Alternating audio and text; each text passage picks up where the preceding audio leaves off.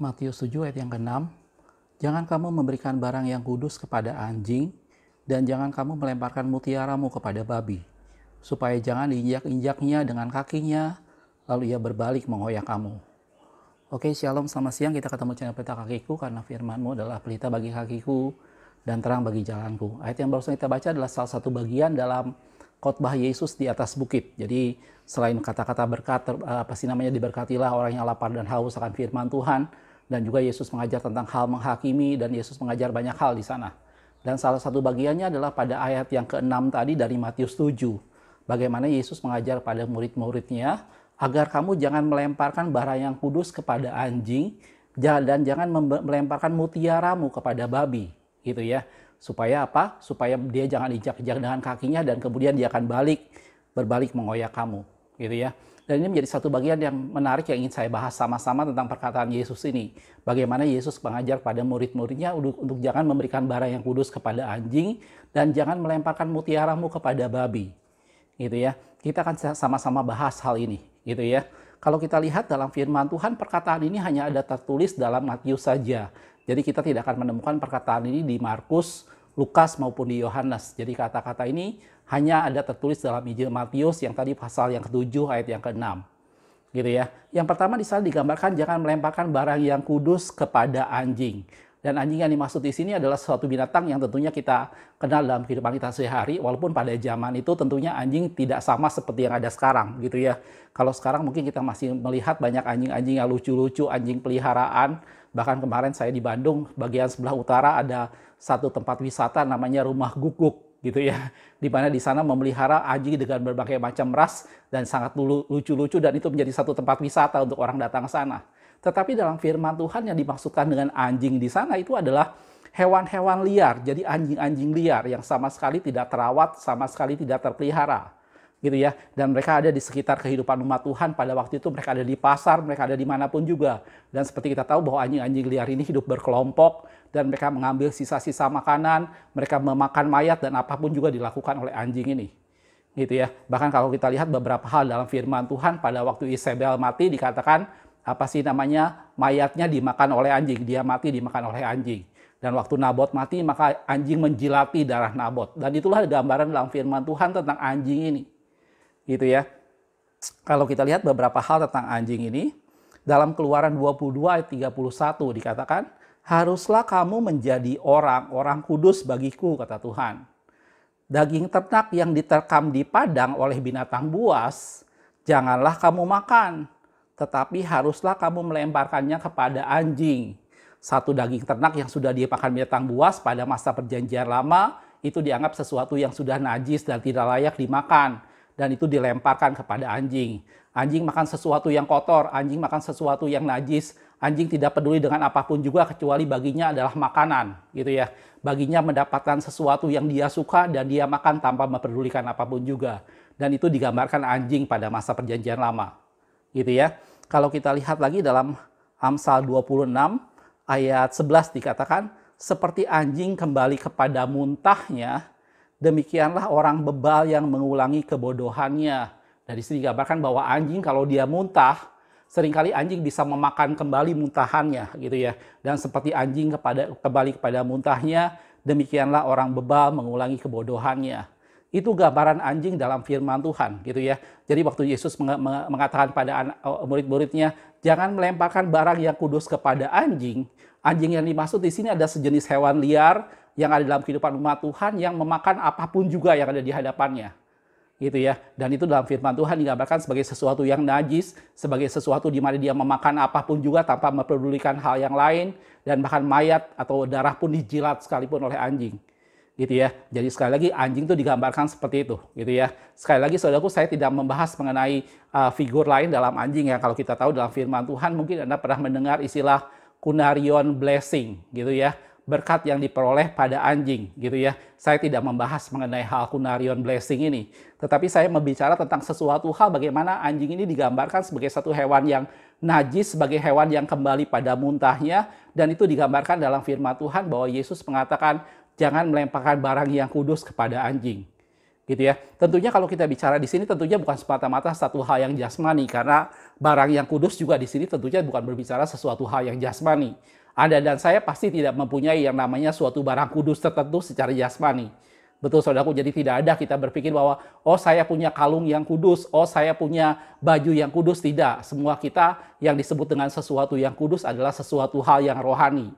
Gitu ya, sesuatu hal yang datang dari Tuhan, suatu keselamatan yang kita miliki, suatu kebenaran-kebenaran dari firman Tuhan, suatu pengenalan pribadi kepada Tuhan, itu menjadi sesuatu hal yang kudus, gitu ya. Dan Yesus mengajarkan bahwa jangan melemparkan itu semua kepada anjing, gitu ya. Dan lanjutannya dikatakan bahwa jangan melemparkan mutiaramu kepada babi, gitu ya. Hewan yang kedua yang disorot di sini adalah babi, dan tentunya babi apa sih namanya Anda dan saya dalam masa saat ini babi menjadi sesuatu hal yang kalau diolah menjadi suatu makanan yang nikmat yang kita bisa konsumsi tentunya, gitu ya. Tetapi pada masa perjanjian lama atau pada kehidupan umat Tuhan pada waktu itu, babi digambarkan sebagai suatu hewan yang najis, suatu hewan yang berkubang dengan lumpur, satu hewan yang tidak memikirkan apapun dan sekali lagi hanya memikirkan tentang makan, gitu ya. Sehingga babi akan nampak sangat gemuk, gitu ya. Saya punya kenalan seorang hamba Tuhan yang di rumahnya memelihara babi. Dan dia sangat exciting sekali kalau bercerita soal bagaimana dia memelihara babi. Gitu. Dan tujuannya semata-mata adalah membuat babi itu menjadi gemuk dan akhirnya bisa dijual dengan harga tinggi. Gitu ya. Dan di dalam firman Tuhan dikatakan bahwa jangan kamu melempar mutiaramu kepada babi. Dan sekali lagi ini juga bicara soal sesuatu hal yang rohani. Gitu ya. Kalau kita lihat beberapa ayat tentang babi, dalam Amsal 11 ayat 22 dikatakan, seperti anting-anting emas di cungur babi, demikianlah perempuan cantik yang tidak bersusila. Gitu ya. Jadi digambarkan bahwa babi ini sesuatu yang memikirkan hawa nafsu, sesuatu hal yang najis. Dan digambarkan bahwa sekalipun ada suatu anting emas di cungur babi, itu digambarkan seperti perempuan cantik tetapi tidak punya norma, tidak bersusila sama sekali. Dan itu menjadi sesuatu digambarkan seperti itulah babi. Jelas aku? Ayat yang lain dalam Matius 8 ayat 30. Ini peristiwa pada waktu itu Yesus mengusir orang yang kerasukan setan dan kebetulan ada sekelompok babi di sana. Dan kemudian iblisnya meminta supaya diusir masuk ke dalam babi. Gitu ya. Ceritanya saya yakin Anda dan saya cukup tahu. Saya ambil satu bagian di Matius 8 ayat 30 dikatakan, tidak jauh dari mereka itu sejumlah besar babi sedang mencari makan. Jadi digambarkan di sana adalah babi sedang mencari makan. Jadi yang dipikirkan oleh babi hanya makan. Gitu ya. Jadi ini menjadi sesuatu di mana dia berkubang dengan lumpur, dia bicara soal sesuatu yang najis, bicara soal bagaimana memuaskan hawa nafsu dan tidak berpikir hal yang lain. Dan itu tidak jauh beda dengan anjing. Gitu ya. Dia melakukan sesuatu yang najis, dia kembali pada mutahnya yang dia pikirkan hanya bagaimana dia makan. Dia bisa menjilat darah, dia bisa makan mayat, dia bisa makan bangkai. Bahkan tadi dalam firman Tuhan dikatakan hewan ternak yang sudah diterkam oleh binatang buas tidak boleh kamu makan, tapi kamu lemparkan kepada anjing. Gitu ya. Dan ini digambarkan dalam firman Tuhan bahwa Yesus mengajarkan murid-muridnya, jangan melemparkan hal yang kudus kepada anjing dan jangan memberikan mutiaramu kepada babi. Dan itu tadi saya sudah bilang bahwa ini bicara soal perkara rohani, barang yang kudus atau mutiara itu sesuatu yang berharga. Gitu ya. Dan ini bicara soal bagaimana Anda dan saya mengenal Tuhan, bicara bagaimana pengenalan pribadi kita kepada Tuhan menjadi sesuatu yang berharga lebih dari apapun juga. Dan di sini Yesus mengajarkan untuk jangan melemparkan itu kepada babi, jangan melemparkan itu kepada anjing. Karena mereka akan menginjak-injak dan kemudian akan balik mengoyak kamu. Gitu ya. Nah, setelah kita melihat bagaimana tentang anjing dan babi ini dalam firman Tuhan, sekali lagi saudaraku, ini bukan anjing dan babi secara lahiriah saudaraku ya. Jadi saya tidak mengajarkan untuk Anda dan saya menjadi satu pribadi yang tidak menyukai anjing dan babi. Mereka adalah makhluk yang Tuhan ciptakan. Dan saya sudah bilang tadi di Bandung ada rumah guguk di Bandung Utara. Kalau Anda yang kebetulan dekat dengan sana, silakan mampir. Bukan promosi saudaraku ya. Silakan mampir. Kalau Anda yang penyuka binatang, anjing khususnya, ada banyak sekali hewan-hewan anjing di sana yang lucu-lucu, yang bahkan bisa menjadi healing buat Anda yang datang ke sana, gitu ya. Tetapi yang dimaksud dengan anjing dan babi di sini menjadi sesuatu hal yang rohani. Bagaimana sesuatu yang melawan Tuhan, bagaimana sesuatu yang tidak memperdulikan Tuhan dan hidup dalam kenajisan dan hanya memuaskan hawa nafsu. Dan di sana Yesus mengajarkan jangan berikan mutiaramu, jangan lemparkan barang kudus kepada mereka karena itu percuma. Gitu ya. Mereka akan menginjak-injak bahkan akhirnya akan balik mengoyak kamu. Nah, ini menjadi sesuatu hal yang menarik juga karena kita tahu bahwa babi sama anjing itu tidak akan mengoyak kita pada dasarnya. Gitu ya. Mereka bukan tipe-tipe hewan yang kemudian akan balik menyerang manusia. Gitu. Tetapi di sini Yesus menggambarkan bahwa ini sesuatu hal yang rohani. Karena itu kalau babi dengan anjing kita lemparkan sesuatu mutiara atau barang yang kudus, mereka akan menginjak-injak dan balik akan menyerang kita dan mengoyak kita. Gitu ya. Dan ini semua bicara soal sesuatu yang rohani yang tadi saya sudah jelaskan, gitu ya. Kalau kita lihat beberapa penafsiran yang sedang ada saat ini yang berkembang, ini berbicara soal bagaimana pemberitaan firman Tuhan yang disampaikan kepada orang-orang yang memang menolak Tuhan, orang-orang yang tidak mau percaya, gitu ya. Jadi hal pertama kalau kita bicara soal ini, maka kita bicara soal bagaimana Anda dan saya tidak boleh dengan sembarangan, tidak boleh dengan memaksakan sesuatu atau dengan sembrono menyampaikan firman Tuhan kepada orang-orang yang memang menolak Tuhan. Mereka digambarkan seperti anjing dengan babi yang sama sekali tidak menghargai barang yang kudus, yang sama sekali tidak menghargai mutiara yang indah. Bahkan mereka bisa menginjak-injak dan akhirnya balik mengoyak kita. Gitu ya. Kalau kita lihat dalam 2 Korintus 4 ayat 3-4 dikatakan, jika Injil yang kami beritakan masih tertutup juga, ini kata Paulus, maka ia tertutup untuk mereka yang akan binasa. Paulus bilang, aku beritakan Injil, tetapi kalau itu tertutup, maka itu tertutup buat mereka yang akan binasa. Lanjutannya, yaitu orang-orang yang tidak percaya, yang pikirannya telah dibutakan oleh ilah zaman ini, sehingga mereka tidak melihat cahaya Injil tentang kemuliaan Kristus yang adalah gambaran Allah. Gitu ya. Banyak orang yang tidak bisa mengerti, yang sampai sekarang tidak bisa memahami bagaimana Yesus yang adalah gambaran Allah, bagaimana Injil, bagaimana Kristus itu adalah pribadi Allah sendiri. Dan itu menjadi sesuatu yang Paulus gambarkan bahwa kalau Injil disampaikan dan masih tertutup, maka itu tertutup buat mereka yang akan binasa. Gitu ya. Dalam 1 Korintus 1 ayat 18 dikatakan, sebab pemberitaan tentang Injil, tentang salib, sebab pemberitaan tentang salib memang adalah kebodohan bagi mereka yang akan binasa. Orang-orang yang memang tidak bisa mengerti, orang-orang yang akhirnya tidak terbuka buat firman Tuhan, orang-orang yang akhirnya memang ditentukan untuk binasa, maka kalau mereka mendengar tentang salib, buat mereka itu sesuatu hal yang bodoh. Buat mereka sesuatu hal yang konyol. Bagaimana mungkin Tuhan mau menjadi manusia dan kemudian mati di salib?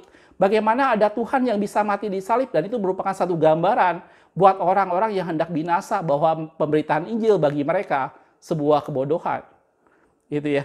Tetapi bagi kita yang diselamatkan justru dari pemberitaan Injil, itu adalah kekuatan Allah. Dari pemberitaan Injil, dari pemberitaan tentang salib, kita melihat bahwa pada salib ada kasih Kristus. Kita melihat ada salib bahwa bukti bahwa Allah mengasihi manusia.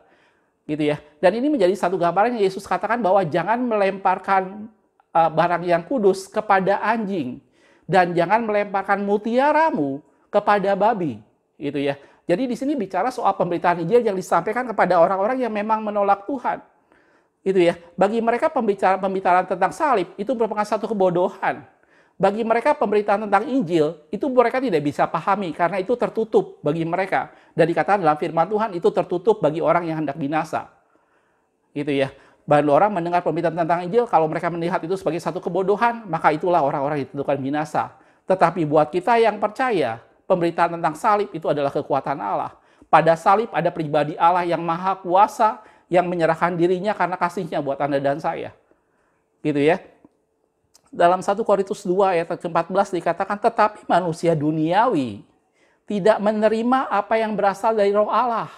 Gitu ya. Orang-orang dunia, orang-orang yang tidak mengenal Tuhan tidak bisa menerima sesuatu yang berasal dari roh Allah. Karena hal itu baginya suatu kebodohan. Gitu ya. Dan ia tidak dapat memahaminya sebab hal itu hanya dapat dinilai secara rohani. Gitu ya. Ini hal yang pertama kalau kita bicara, Yesus katakan bahwa jangan melemparkan barang yang kudus kepada anjing dan jangan melemparkan mutiaramu kepada babi. Dan di sini digambarkan bahwa orang-orang yang menolak Tuhan, orang-orang yang memang tertutup bagi Tuhan, orang-orang yang memang menutup hatinya dan dikatakan Injil tertutup bagi mereka dan mereka melihat pemberitaan Injil itu semata-mata suatu kebodohan. Dan itulah orang dunia yang tidak bisa memahami hal-hal rohani yang berasal dari roh Allah karena itu semua hanya bisa dinilai secara hal rohani. Gitu ya. Itu yang membuat Anda dan saya nanti bagian terakhir saya akan sibukkan apa yang harus dilakukan dengan ini semua. Dan itu yang Yesus gambarkan bahwa jangan melemparkan mutiaramu kepada babi. Mereka tidak akan menghargai sesuatu yang bernilai. Karena yang dipikirkan dalam mereka hanya sesuatu yang najis, yang dipikirkan oleh mereka hanya sesuatu bagaimana memuaskan hawa nafsu dan perut mereka. Dan Yesus juga gambarkan jangan melemparkan barang yang kudus kepada anjing. Anjing tidak bisa menghargai barang yang kudus karena dia kembali pada muntahnya dan apapun dimakannya. Bahkan bangkai dan sesuatu yang najis dan darah pun sekalipun dijilatnya. Gitu ya. Jadi sesuatu hal yang kudus, suatu hal yang mulia buat mereka menjadi sesuatu yang akan diinjak-injak dan selanjutnya adalah mereka akan kembali mengoyak Anda dan saya.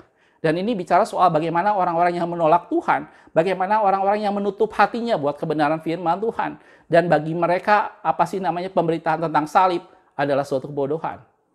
Gitu ya. Itu penafsiran yang pertama yang banyak berkembang dan saya yakin itu yang Yesus maksudkan. Dan yang kedua ini juga berbicara tidak hanya bagi orang-orang yang tidak percaya atau menolak Tuhan. Tetapi ini bicara juga bagi orang-orang yang sudah mengenal Tuhan tetapi kemudian dia mengeraskan hatinya. Gitu ya. Kalau kita lanjutkan dalam 2 Petrus 2. Kalau kita lihat dalam 2 Petrus 2 ayat 20 sampai 22. Angkanya bagus, Saudaraku. 2 Petrus 2 ayat 20 sampai 22. Gitu ya. Oke, firman Tuhan berkata seperti ini. Sebab jika mereka oleh pengenalan mereka akan Tuhan dan juru selamat kita Yesus Kristus, jadi mereka sudah mengenal. Gitu ya. Sudah mengenal Tuhan dan juru selamat kita yaitu Yesus Kristus. Lanjutannya, telah melepaskan diri dari kecemaran dunia. Mereka sudah mengenal Kristus, mereka sudah mengenal Tuhan dan mereka sudah melepaskan diri dari kecemaran dunia. Lanjutannya, tetapi terlibat lagi ke dalamnya, mereka kemudian murtad dan melakukan hal yang dosa kembali. Maka dalam firman Tuhan dikatakan, tetapi terlibat lagi di dalamnya, maka akhirnya keadaan mereka lebih buruk daripada semula. Ini bicara soal orang-orang yang sudah mengenal Tuhan, bicara soal orang-orang yang sudah bertobat, bicara orang-orang yang sudah meninggalkan kehidupan lamanya. Tetapi kemudian karena satu dan macam hal keadaan dunia, akhirnya dia kembali. Bahkan dalam firman Tuhan dikatakan keadaannya lebih buruk dari semula. Lanjutannya, karena itu bagi mereka adalah lebih baik jika mereka tidak pernah mengenal jalan kebenaran daripada mengenalnya. Percuma mereka mengenal jalan kebenaran, pada akhirnya mereka kembali dan justru orang ini yang akhirnya akan menginjak-injak kebenaran. Gitu ya. Lanjutannya, tetapi kemudian berbalik dari perintah kudus yang disampaikan kepada mereka. Lanjutannya, bagi mereka cocok dikatakan peribahasa yang benar ini, anjing kembali lagi kepada muntahnya dan babi yang mandi kembali lagi ke kubangannya. Gitu ya. Jadi kalau kita bicara dalam firman Tuhan bahwa Yesus mengajarkan jangan membuang hal kudus kepada anjing dan jangan membuang mutiara kepada babi, ini bicara soal orang-orang yang sudah mengenal Tuhan, orang-orang yang sudah meninggalkan kehidupan yang lama, dia sudah mengenal Kristus dan kemudian dia kembali lagi. Gitu ya. Bahkan dalam kondisi dia lebih parah dari sebelumnya. Dan Petrus di sana mengatakan lebih baik bagi mereka tidak usah mengenal kebenaran daripada mereka sudah mengetahui jalan kebenaran dan kembali. Dan cocok itu dikatakan bahwa anjing kembali kepada muntahnya dan babi kembali kepada kubangannya. Jelas, saudaraku? Nah, dari ini semua kita bisa melihat bahwa itulah yang dimaksudkan dalam firman Tuhan bahwa waktu Yesus berkata bahwa jangan melemparkan hal yang kudus kepada anjing dan jangan melemparkan mutiaramu kepada babi. Gitu ya. Di sini bicara bagaimana orang-orang yang sudah menolak Tuhan, bagaimana orang-orang yang tertutup bagi Tuhan, orang-orang yang menutup hatinya dan tidak mau menerima, bahkan dia menganggap salib adalah suatu kebodohan. Dan yang kedua ini bicara soal orang-orang yang memang secara sengaja setelah menerima Tuhan dan mengalami kasih karunia Tuhan, kemudian dia kembali pada kehidupan yang lama dan dia akhirnya menginjak-injak jalan kebenaran. Jelas, saudaraku? Dan sekarang kalau kita bicara apa sebenarnya yang harus Anda dan saya lakukan. Dalam firman Tuhan tadi di awal dikatakan bahwa jangan melemparkan mutiaramu kepada babi dan jangan melemparkan hal yang kudus kepada anjing. Gitu ya. Yang pertama Anda dan saya kita tetap harus menyampaikan firman Tuhan. Dalam firman Tuhan dikatakan beritakanlah firman baik atau tidak baik waktunya. Tugas Anda dan saya beritakan firman Tuhan. Gitu ya. Kalau kita lihat dalam 2 Timotius 4 ayat yang kedua dikatakan, beritakanlah firman, siap sedialah baik atau tidak baik waktunya, nyatakanlah apa yang salah, tegurlah dan nasihatilah dengan segala kesabaran dan pengajaran. Kita tidak boleh menutup diri untuk menyampaikan firman Tuhan, mari sampaikan tetap firman Tuhan. Gitu ya. Tetapi hal yang kedua yang jangan lupa bahwa kita juga tidak boleh melakukannya dengan sembrono. Hal yang kedua yang kita harus perhatikan adalah mari hindari suatu bentuk perdebatan. Gitu ya. Kalau Anda lihat dalam firman Tuhan atau dalam dalam kehidupan kita sehari-hari atau di channel-channel YouTube, kita banyak menjumpai bahwa banyak sekali terjadi perdebatan antara orang yang Kristen dengan yang non-Kristen, antara orang Kristen dengan sesama orang Kristen. Oke, mereka saling menyerang, mereka saling memperdebatkan, dan itu menjadi sesuatu yang sama sekali tidak ada gunanya. Gitu ya. Orang yang memang menutup diri bagi kebenaran, maka dia akan menolak kebenaran, dan pemberitaan tentang salib bagi mereka suatu kebodohan. Dan tidak jarang juga ada orang-orang pendeta menyerang pendeta lain, gitu ya. Dan ini digambarkan seperti orang-orang yang sudah sangat mengetahui tentang suatu kebenaran dan akhirnya saling menyerang satu dengan yang lainnya. Hal pertama setelah kita beritakan Injil, maka kita mari hindari setiap bentuk perdebatan, setiap bentuk perselisihan. Gitu ya. Dalam 2 Timotius 2 ayat 14 dikatakan, ingatlah dan pesankanlah semuanya itu dengan sungguh-sungguh kepada mereka di hadapan Allah, agar jangan mereka bersilat kata, berdebat, adu argumentasi, menunjukkan siapa yang benar dan siapa yang salah, gitu ya. Dan Paulus mengajarkan jangan bersilat kata, itu tidak ada gunanya, gitu ya. Dan lanjutannya adalah karena hal itu sama sekali tidak berguna, malah mengacaukan semua orang yang mendengarnya, gitu ya. Hindari bentuk segala sesuatu perdebatan apapun juga. Gitu ya. Ada hal-hal memang yang kalaupun kita perdebatkan, orang yang bersangkutan juga tidak akan bisa menerima, dan itu hanya menjadi satu perdebatan yang akhirnya beruncing dan akhirnya orang-orang di luar Tuhan menertawakan itu semua. Gitu ya. Dalam 1 Timotius 6 ayat 20 dikatakan, "Hai Timotius, perihalalah apa yang dipercayakan kepadamu. Hindarilah omong-omongan yang kosong yang tidak suci dan pertentangan-pertentangan yang berasal dari apa yang disebut dengan pengetahuan." Jadi hal yang kedua adalah hindari segala bentuk pertentangan. Tidak usah berdebat tentang sesuatu hal. Gitu ya. Kita sudah menyampaikan suatu kebenaran, orang mau terima, orang tidak mau terima, itu terserah dia. Tapi hindari suatu bentuk perdebatan karena itu tidak ada gunanya. Gitu ya. Dan hal yang ketiga yang kita bisa lakukan, bahwa ingat selalu bahwa firman Tuhan itu berkuasa. Ini yang penting, saudaraku. Kita tidak bisa meyakinkan orang, tidak bisa mengubah seseorang dengan kata-kata kita. Dan kita harus yakin dan percaya bahwa setiap perkataan firman Tuhan itu berkuasa untuk mengubah seseorang. Gitu ya. Dalam Yohanes 12 ayat 48 dikatakan, barang siapa menolak aku dan tidak menerima perkataanku, firman Tuhan katakan, ia sudah ada hakimnya. Tenang aja, saudaraku. Bukan Anda dan saya yang menghakiminya. Yang menghakiminya adalah firman Tuhan itu sendiri. Gitu ya. Ia sudah ada hakimnya, yaitu firman Tuhan yang telah kukatakan. Itulah yang akan menjadi hakimnya pada akhir zaman. Gitu ya. Dalam Yesaya 55 ayat 11 dikatakan, demikianlah firmanku yang keluar dari mulutku tidak akan kembali kepadaku dengan sia-sia, tetapi ia akan melaksanakan apa yang ku kehendaki dan akan berhasil dalam apa yang kusuruhkan kepadanya. Saudaraku, itu membuat Anda dan saya kita harus banyak bergantung kepada Tuhan. Pemberitaan Injil bukan semata-mata karena kemampuan bicara kita meyakinkan orang. Pemberitaan Injil bukan semata-mata bahwa kita jago berdebat. Tapi pemberitaan Injil bicara soal kita percaya bahwa ada kuasa di balik setiap Injil yang disampaikan, gitu ya. Dan itu membuat Anda dan saya lebih bergantung pada Tuhan.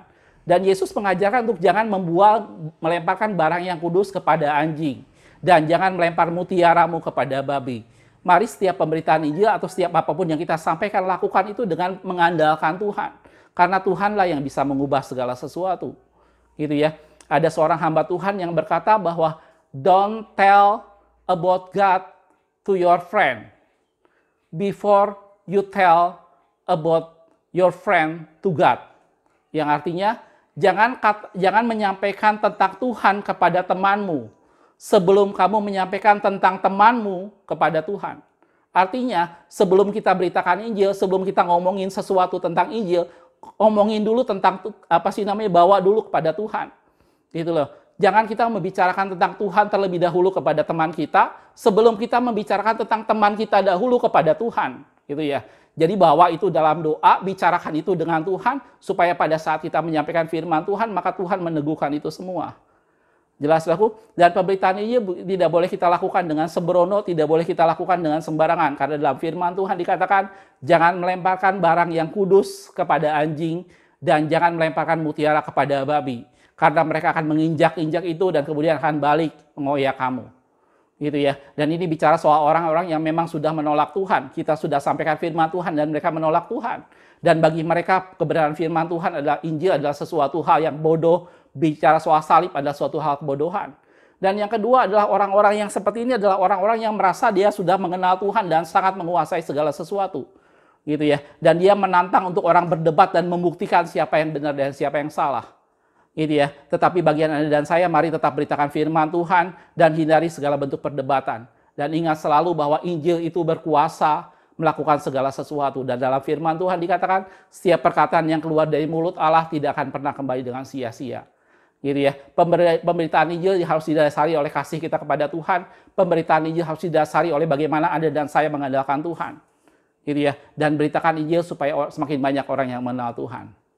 Jelas aku? Mudah-mudahan ini jadi pembelajaran buat kita semua. Mari Anda dan saya jadilah pemberita-pemberita Injil yang semakin mengandalkan Tuhan, menghindari segala bentuk perdebatan, dan dengan bijaksana kita membawa orang mengenal Tuhan. Jelas aku? Makasih sudah menonton. Kita ketemu di video berikutnya. Tuhan Yesus memberkati.